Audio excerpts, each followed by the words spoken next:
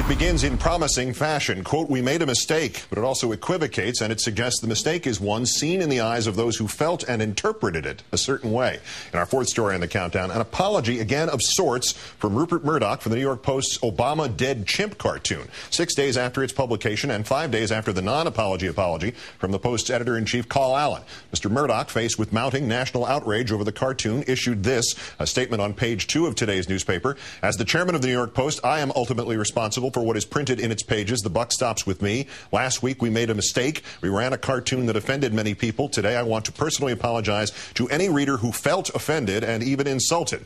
Over the past couple of days I have spoken to a number of people and I now better understand the hurt this cartoon has caused. At the same time I have had conversations with Post editors about the situation, and I can assure you without a doubt that the only intent of that cartoon was to mock a badly written piece of legislation. It was not meant to be racist, but unfortunately it was interpreted by many as such.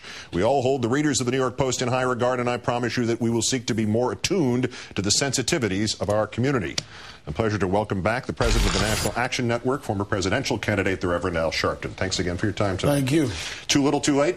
Not only too little, too late. I mean, you're not really saying much. You're saying that it was a mistake and that we're going to not do it again, but we're not going to tell you how, and we're not going to tell you who. So what are we talking about here? I think that it was the leadership thing to do to say the buck stops here, but since it stops there, since you stepped up to the plate, I want to see if you're going to hit the ball. Tell us what this means. What are you putting in place as a process to make sure that these sensitivities are respected in the future, since you now said that you will do that? And what are you going to deal with the facts that led up to this? And I think that he opened the door, but he didn't walk through. And that was our position today. The head of the NAACP, head of National Urban League, me with National Action Network, and 20 members of the New York City Council took that position today at New York City Hall. So where do we go from here in terms of the protest? Well, the protest will continue. Councilman Charles Barron and others are continuing to organize in New York, National Action Network, and NAACP around the country. In a side and parallel move, we're questioning a lot of what News Corp is doing. We're meeting tomorrow in Washington with the Federal Communications Commission about these waivers that they still continue to request. Because now, as we look in, we're saying, well, maybe the fact that there's not enough diversity in their newsrooms is why they don't understand the sensitivities that Mr. Murdoch referred to.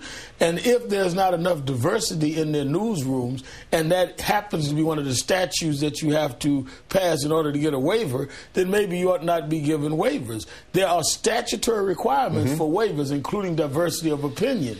If they are not in accord with that, then FCC should not be giving them waivers to dominate media markets like New York and Boston and other places. Again, to Murdoch's apology today, there were two specific phrases in there that jumped out. "I want to personally apologize to any reader who felt offended and even insulted." And the other one was, "It was not meant to be racist, but unfortunately it was interpreted by many as such." Would you again say that this apology blames those who were offended? I think that it certainly wasn't as abrasive as the first, where they just outright called us names, but it's clearly not owning up to the fact that there is an absolute racial history to a chimpanzee and an African American, and the only connection one could make from looking at that cartoon is that the stimulus package, which was championed, campaigned for, and named to as Obama's stimulus package, was symbolized by a chimpanzee. I mean, that's not a matter of interpretation. Other than that, tell me how the chimpanzee, economic stimulus, and the shooting is connected. And I think that we're copping out. Let's talk like adults. It was in very, very serious ways using the stereotype that has been often used. We asked Wednesday when it came out to tell us, how can you explain this any way differently? They didn't. Now, almost a week later, they say maybe we interpreted it wrong. Well, how should we have interpreted it? Explain to us how the chimpanzee, the stimulus package, and the shooting of the chimpanzee has anything to do with each other than the historic analogy that was always misused, that blacks is some way synonymous with monkeys. Lastly, briefly, are we getting any positive, any silver lining out of this? Because we always hear about these situations potentially having the opportunity to lead into a national discussion. Is that possible here? Oh, yeah. Not only is it a national discussion, I I have been absolutely overwhelmed with the amount of people outside the African American community that has stood up and said, they're right, this is wrong, I'm offended.